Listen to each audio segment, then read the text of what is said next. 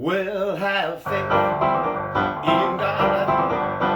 Just have faith in God. Have faith in God. Just have faith in God. Trust in Him, never doubt. I know the Lord's gonna work it all out when we just have faith in God. Have faith in God.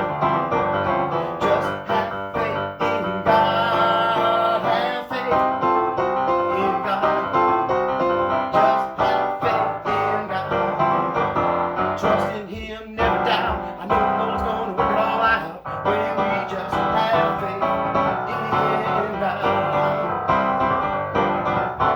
Have faith in God. Just have faith in God. Have faith in God. Just have faith in God. Trust in Him, never doubt. I know the Lord's gonna work it all out when we just have faith in God.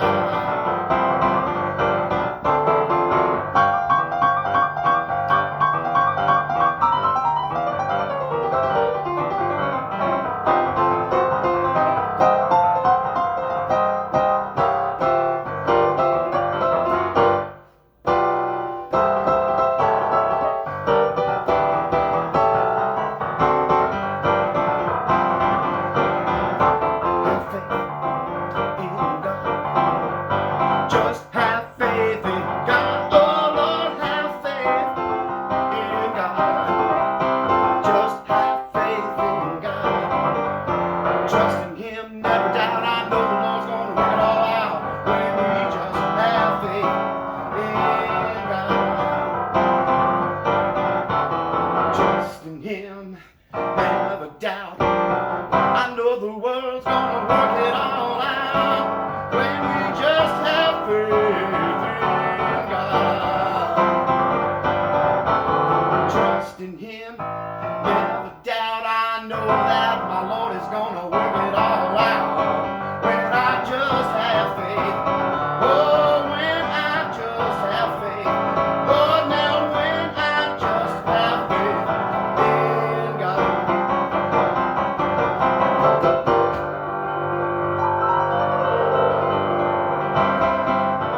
Just have faith. Amen. That's all it takes.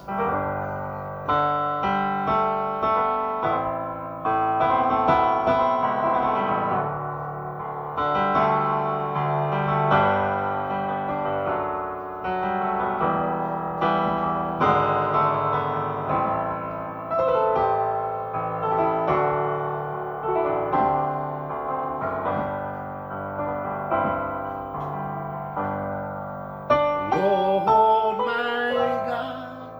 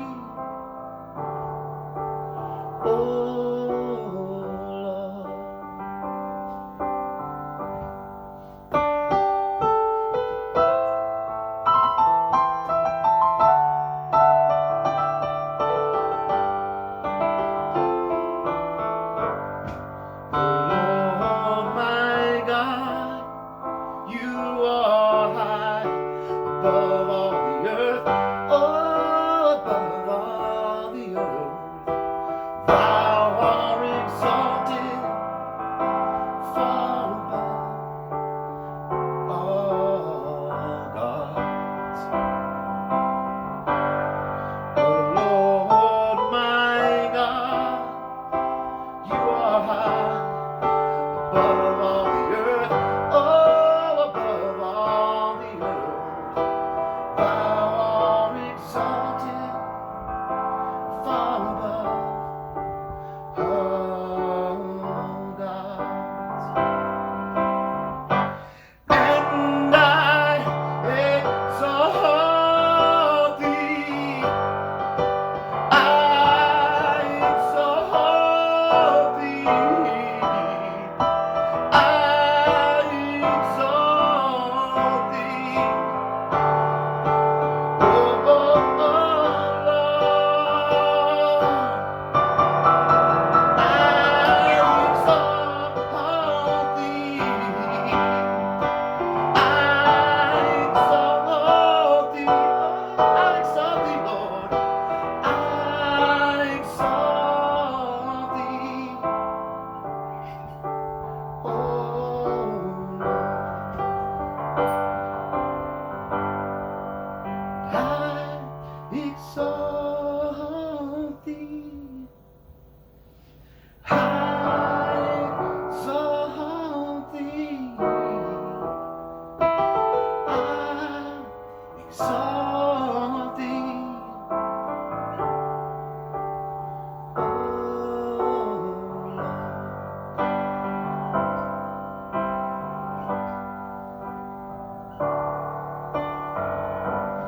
Jesus, lover of my soul, Jesus, I will never let you go. You've taken me from the mighty clay, you set my feet upon the rock, and now I know I love you, I need you. Though my world may fall, I'll never let you go. My Savior, my closest friend,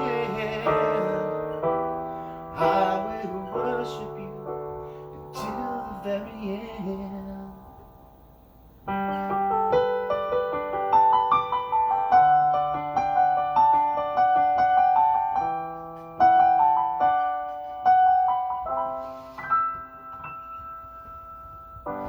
Jesus, lover of my soul, Jesus, I will never let you go.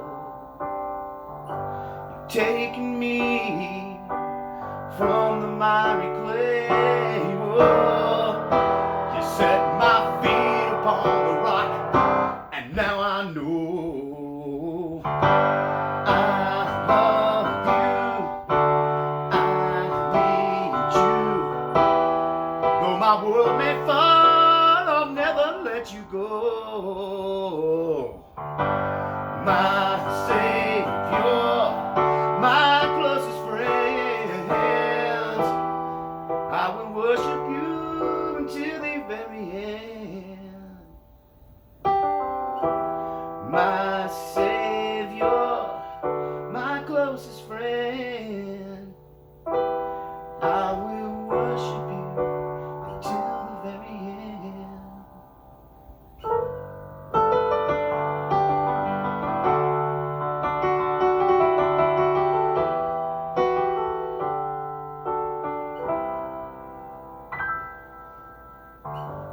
Jesus, lover of my soul, Jesus, I will never let you go.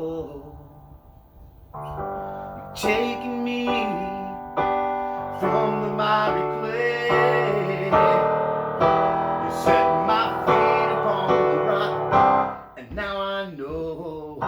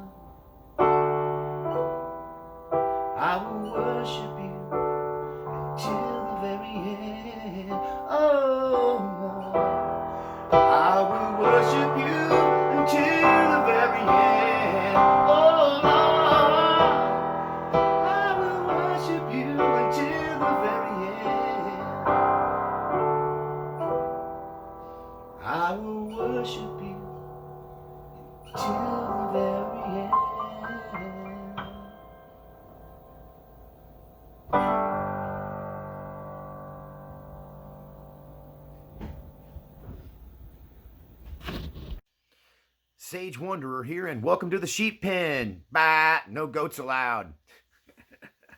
I am your anti-preacher preacher, and you have stumbled across the anti-church church.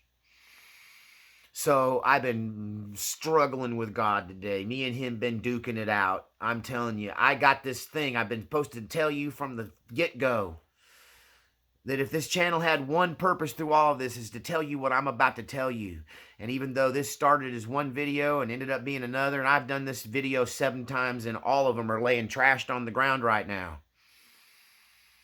I am taking the biggest risk of my life right now. And what I'm about to tell you could cause you to all walk away from me. And it is a fear that I have. And God's been dealing with me about it, and I got to put my faith in him, not you. And I got to know that when I tell you what I'm about to tell you in this next 38-minute video, roughly, that's all I can do is 38 minutes. I got to make it fit. When I tell you this thing, a bunch of you are going to walk away. A bunch of you are going to stop supporting me. But that's okay. Because God told me for every one of you that leaves, he'll replace you with 10 more who are just glad to hear the truth and hear somebody say something real and to hear somebody be brutally honest and to, for once in their life, hear a preacher tell the truth. Sometimes you'd think it'd break our jaw to tell the truth. So what am I talking about? Well, I'm talking about the big lie, and I'm talking about the big secret.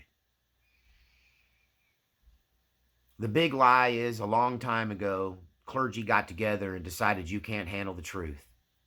That there's a reality of a Christian walk, a Christian faith. There's a reality about sin. There's a reality about grace. And they know it, and they won't share it. And I'm blowing the whistle, and I don't care where the chips fall, and I don't care what it costs me. If my eyes look like I've been crying, it's because I have been.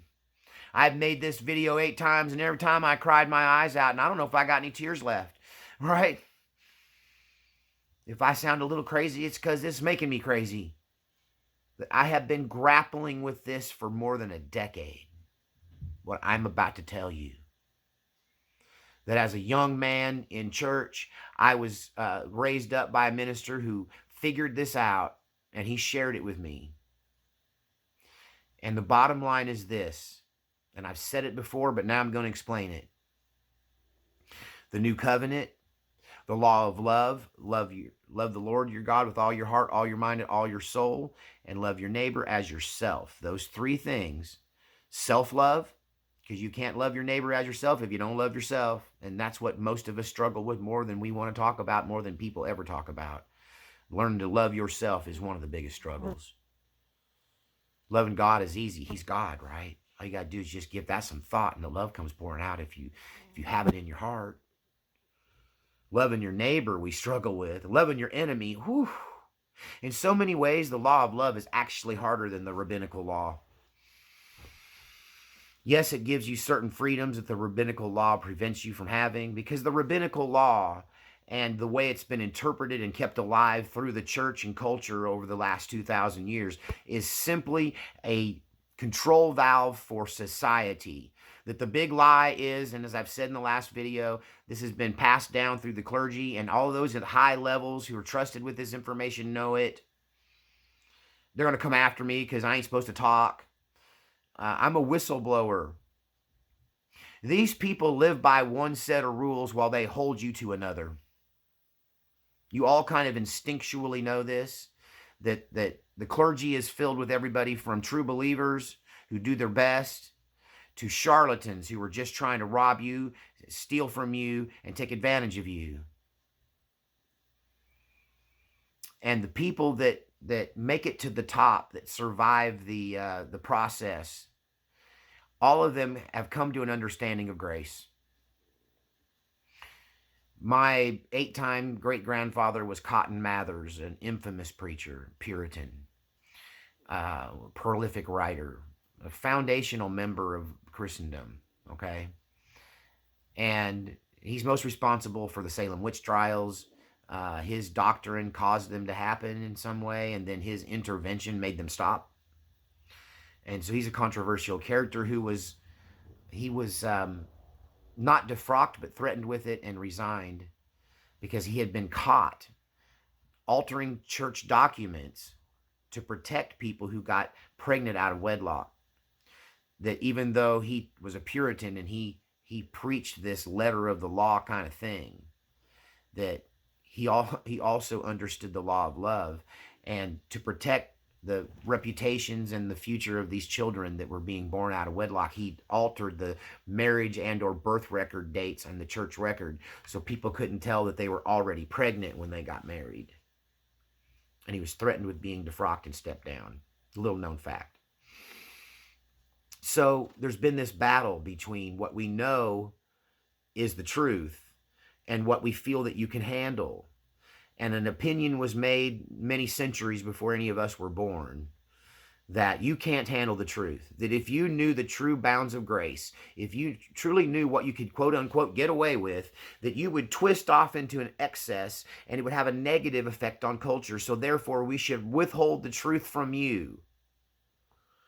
And I could probably hang with that concept if it weren't for one thing. Most of these people, they know that the standard they're holding you to is nearly impossible to maintain. It's just impossible to maintain the law. People that live by the rabbinical law are the most unhappy and tortured people because it's godlike in its requirements. And those of us in the know, those of us who've been let in on the big secret and the big lie, those of us who got enlightened through this secret that gets passed down from preacher to preacher, I'm struggling with this message. Y'all pray with me. Pray for me. Intercessory prayer is what I need. Because I'm struggling with me, I'm struggling with the devil, and unfortunately I'm struggling with God because he wants me to just spit it out. That these people that hold you to this high standard, they have a secret life. This is the big lie, the big secret. When you get up into the higher levels of it, you understand that these people allow themselves an abundance of grace. And they don't sweat the small stuff.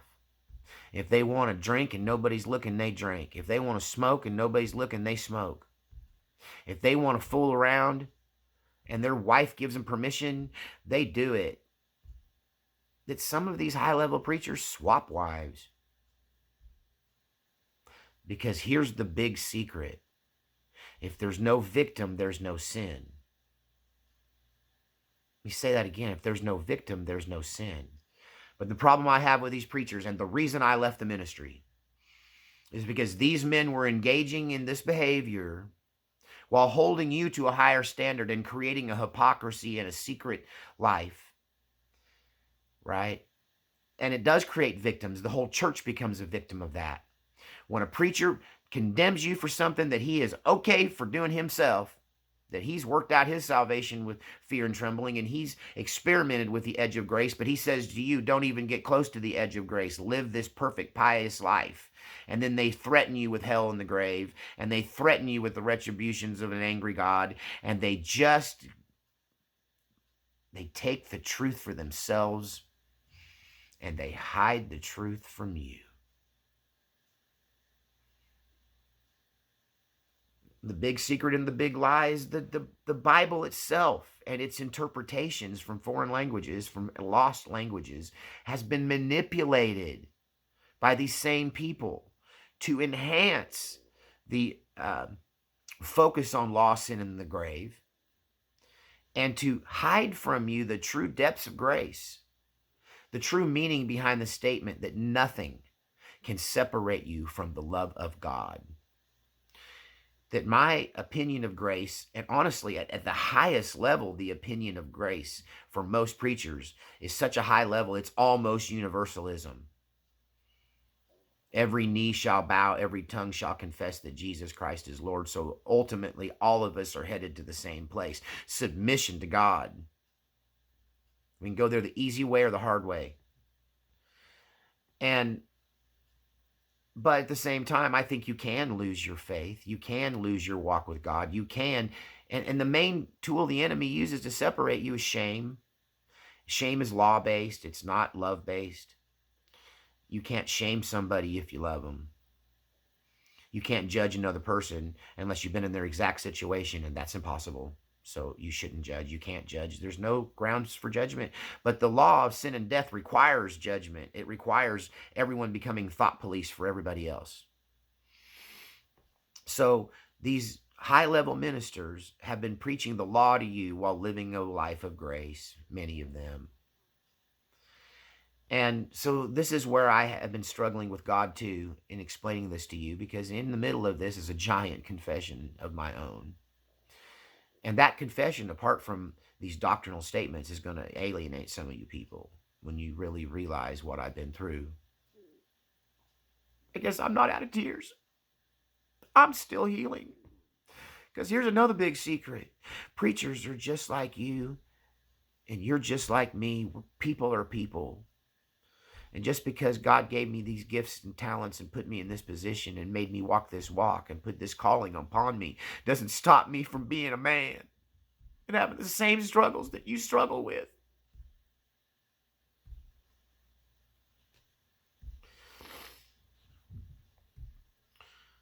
So I lived this life walking that law line, beating myself up every time I fell short, white knuckling it.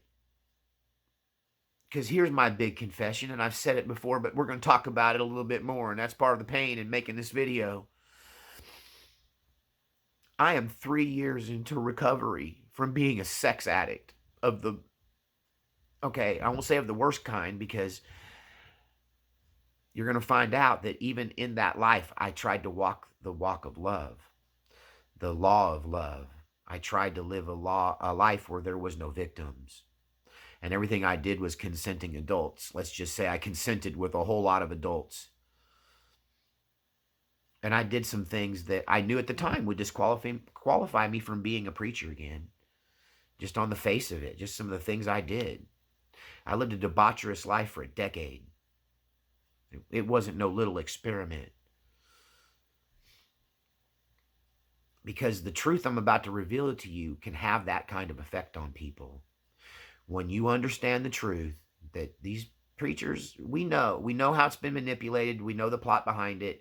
We know that the law has been brought forth from 2,000 years ago when it should have been left there buried, right, under the feet of Jesus and his life and his teachings and the law of love, that the law of love should be the law of the faith, not the rabbinical law. But they brought this rabbinical law in because they're afraid of what I'm about to tell you and what effect it could have on the culture and on the world and on society.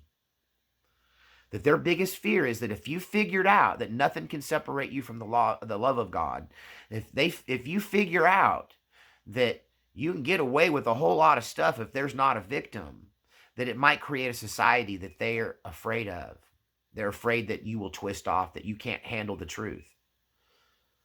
And so they created a societal control system that we now call the church. They altered a book that they forced you to worship, even though they know it's been manipulated. Francis Bacon, look it up. The King James Bible is not what you think it is. That this cult-like secret society of clergy has understood all along that Jesus brought us this new covenant. But 99.9% of the preachers think you can't handle it. And the only good churches out there are the men who are trying to work within the system with the law of love, while still trying not to insult the law of the rabbinical law of the Jews, the old covenant. And they try to make this patchwork quilt of doctrines to try to, but in the end, they run their church with love. And so those are the good churches. And there's a few out there, but it's kind of like looking for a fruit tree in a pine forest. You can't find the tree for the forest.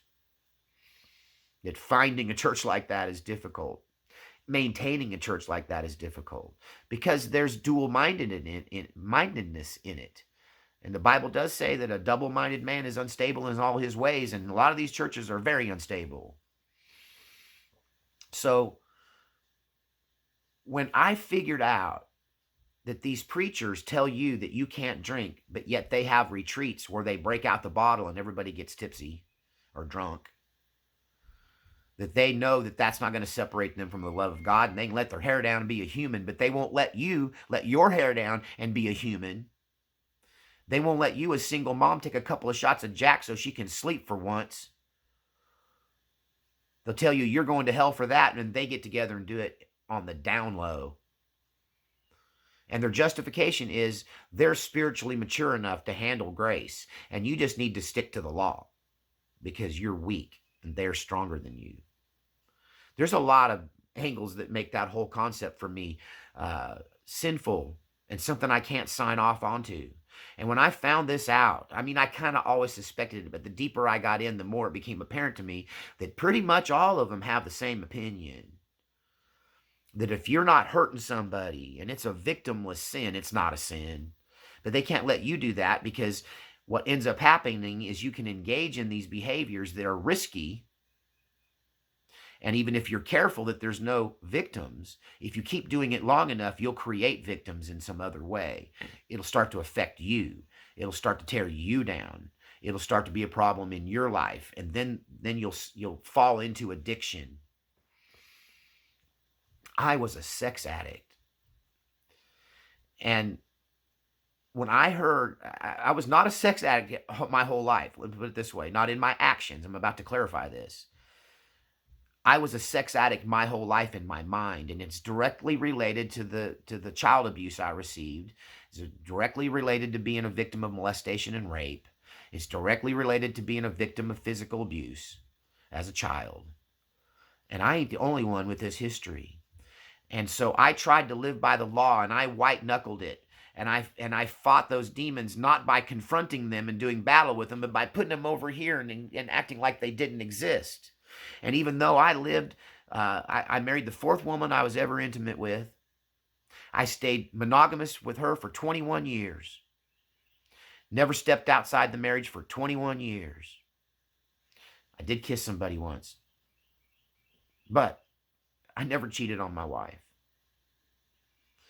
And yet in my mind, I was a sex addict. In my mind, I dealt with a thought life that was driving me crazy. And even though I walked the line and you never would have caught me, I struggled with God to keep my eyes and my hands off your wife in our church.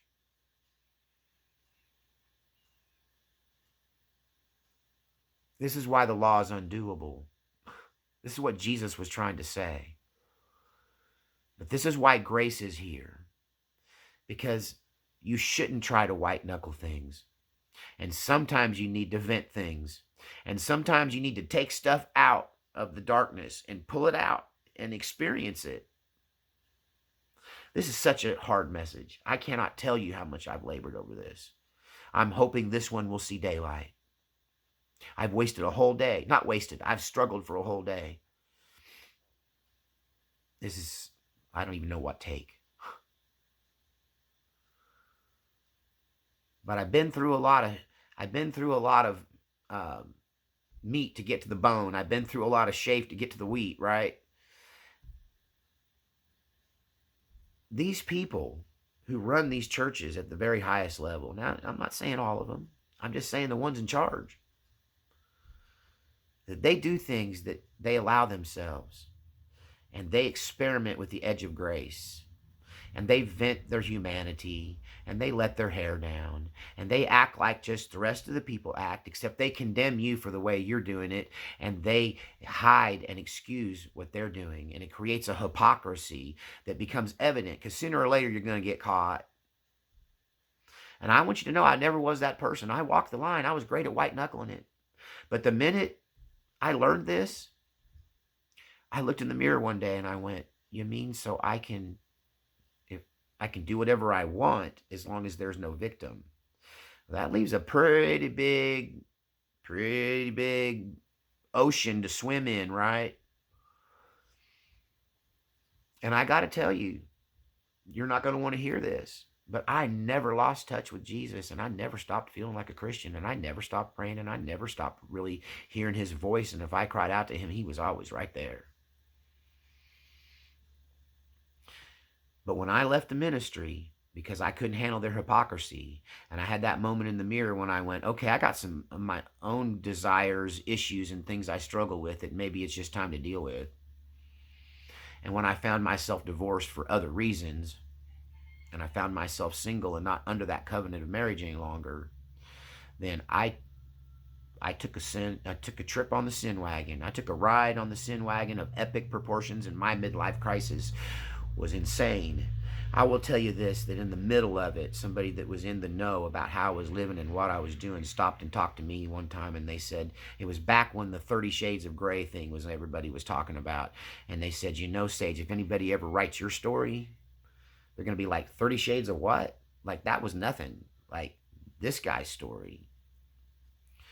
And so as an act of contrition and an act of confession, and letting you know that I was always like this in my mind, but yet I white-knuckled it to live under the law. And it wasn't until I was given the bounds of grace to take this thing out of my secret life and bring it into the light. And unfortunately, I had to walk it out.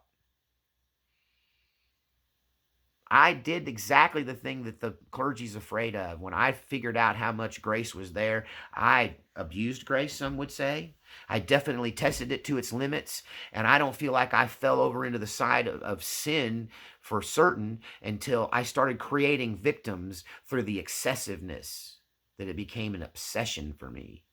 And my whole life kind of just got sidelined while I went down this road of excessive sexual behavior.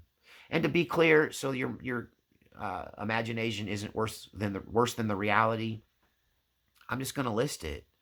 I started dating. I started dating multiple women. I started introducing the multiple women I was dating, and I started having group sex, and I started going to swing clubs, and I started engaging in orgies until it consumed my life. And I understand if you never want to listen to a thing I got to say again.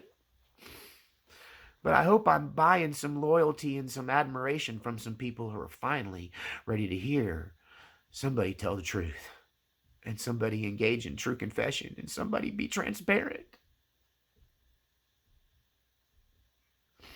It almost destroyed my life. This is why I've been scared to death to tell you, because, and all these preachers have been telling me, don't tell these people this, they're going to twist off. And now I look at my life and go, hey, they're going to do what I did. But I'm telling you what, that through my own experience and the experience of others that I've shared this with, they all kind of do the same thing.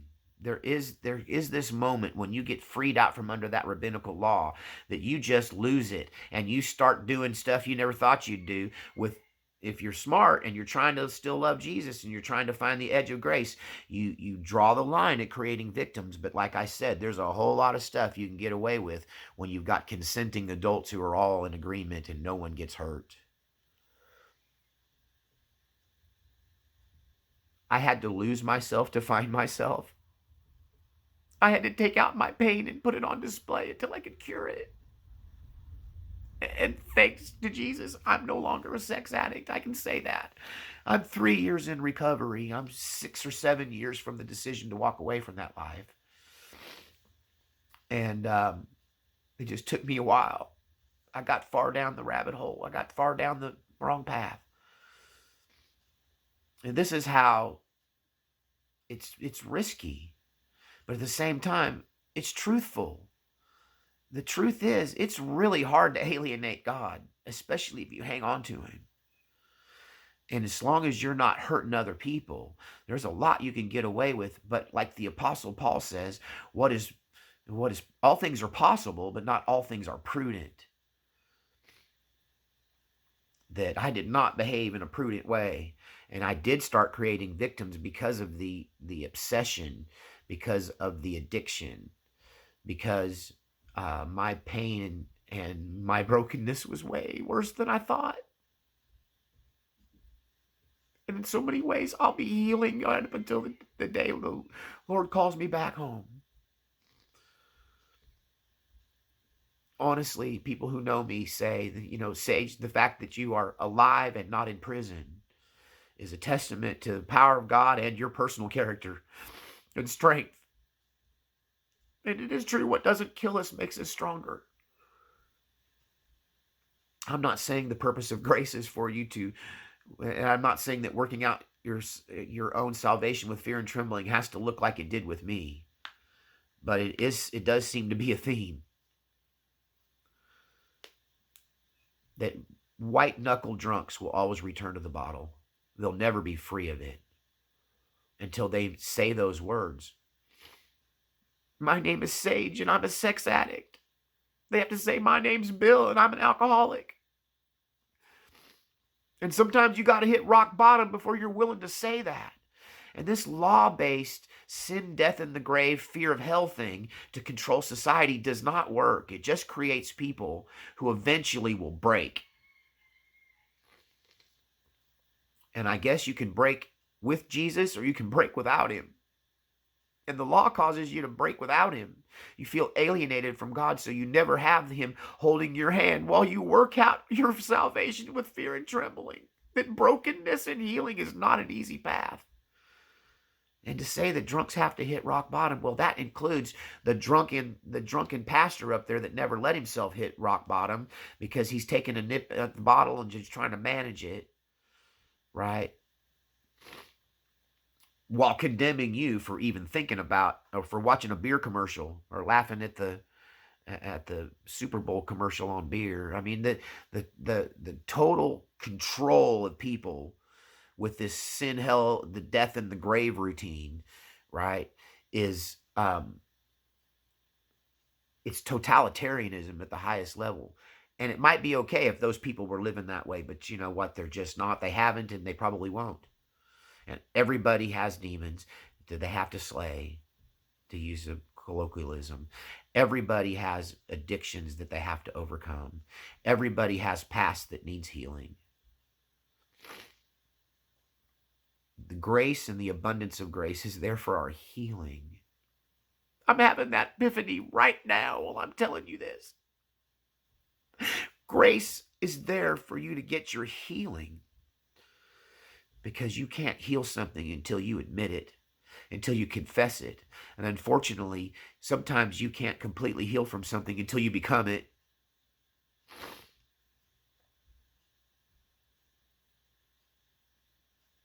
I've been through the fire. Some of you right now are going through the fire. Some of you right now are at rock bottom, approaching rock bottom, or just coming out of rock bottom. Those are the people that are gonna get it. The people living under the deception of the law. The people living these judgmental, hypocritical lives are not going to understand this message. But those of you that have been through the fire, maybe you did it with God. Maybe you had to find God in your brokenness at the last moment, right before you fell off the cliff. Some of you grabbed Jesus by the hand like I did and went, Lord, help me through it. I can't fight it anymore. I'm broken.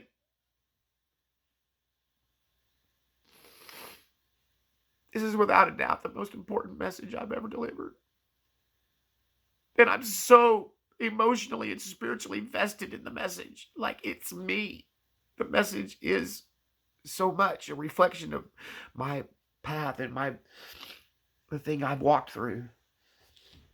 Ahead of myself this time.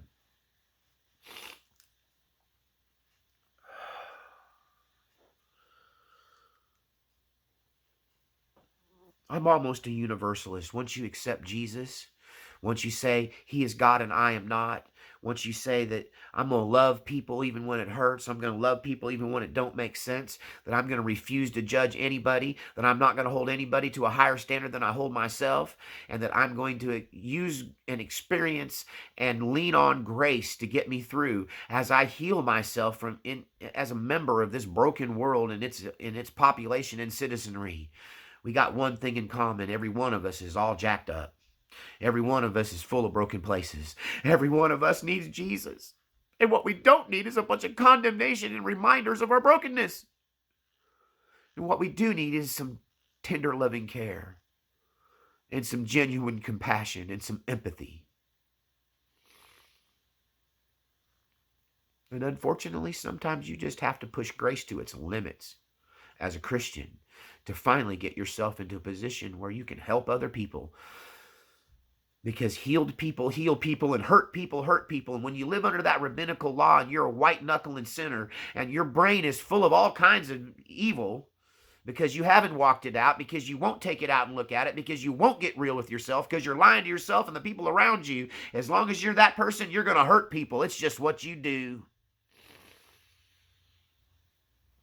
And until you can get through the other side, until you can walk through the fire, until you can come to terms with who you are, who you used to be, who you are now, and who you're going to be, until you can come out of seclusion and go, hey, my name's Bill and I'm an alcoholic. My name's Sage and I'm a sex addict. But even when I wasn't doing it, I was fighting it.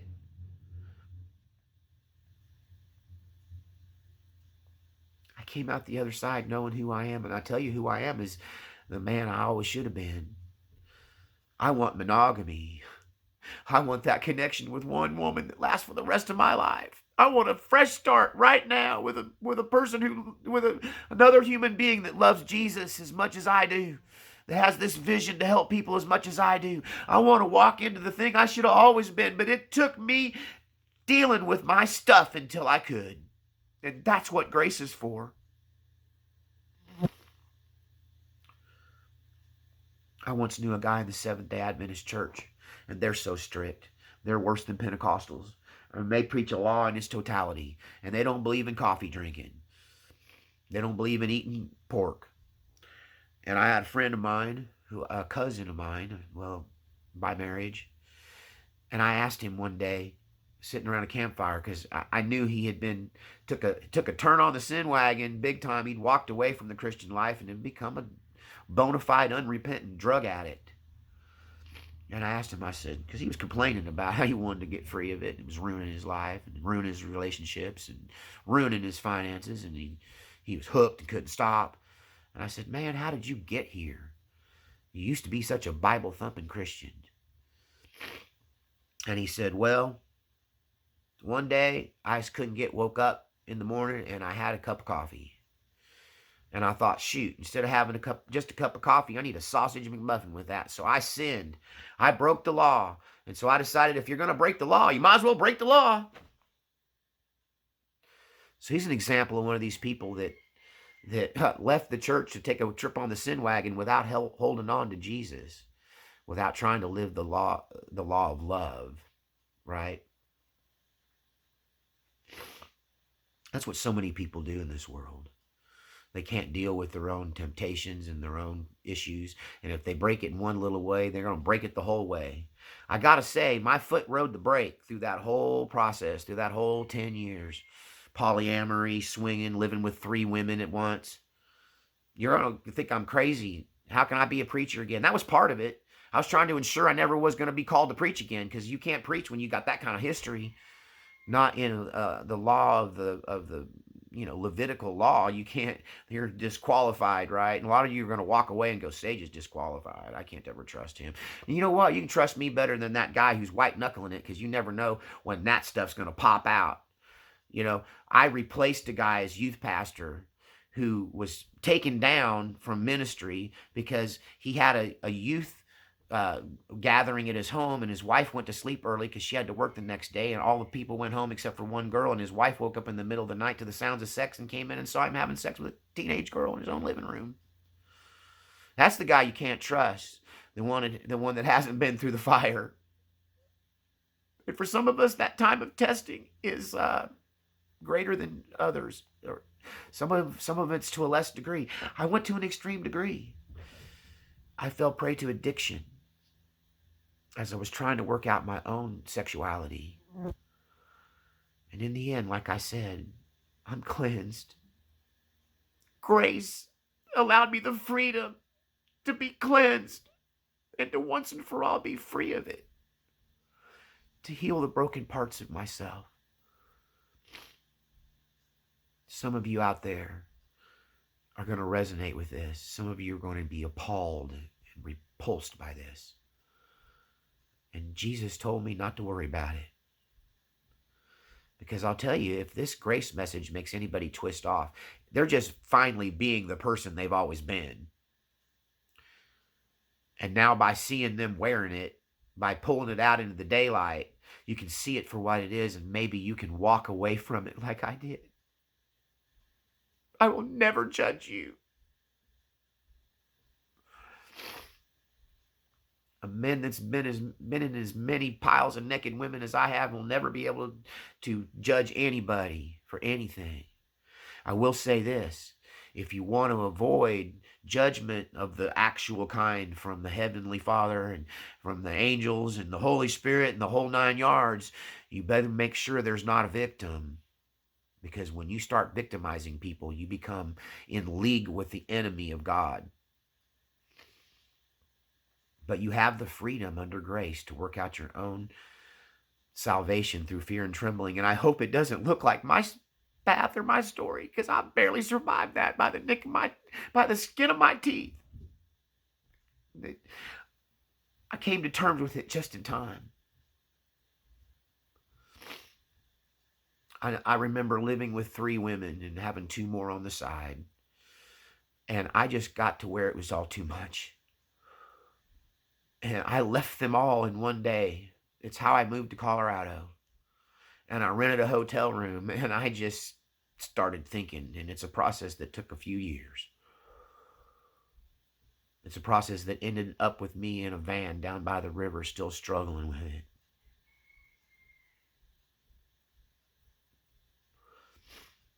Some of my exes are going to hate this, because this is going to tell you a thing or two about them and their struggles, right? I'm sorry. I'm not trying to out you. I'm just trying to be honest here.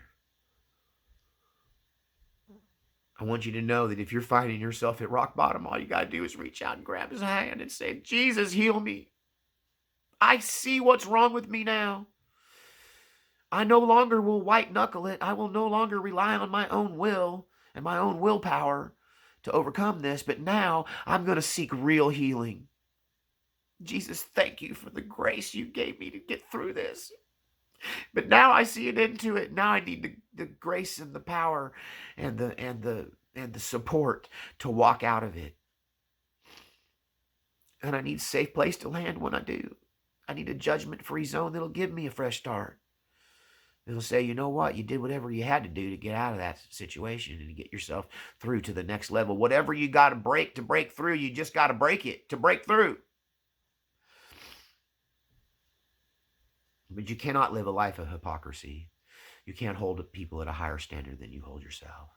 And ultimately, you've got to hold close to Jesus and find your way and work out your own salvation with fear and trembling. I know this is a lot to fit into a short video, but I'm going to end with a prayer, and I do hope that you push all the buttons and do all the things you need to support this ministry. Jesus, empower us to work out our own salvation in fear and trembling. Lord, help us find the healing. Lord, thank you for the grace to experience the freedom that I need to come to terms with my brokenness. And I pray that the Lord heals you of your brokenness and you find your path like I have. It's whatever winding road it takes to get you to where you need to be. And that's what grace is about, the freedom to figure it out for yourself, the easy way or the hard way. May the Lord bless and keep you. May his face shine upon you, and may you be blessed with his peace. I love you all. Thank you for listening.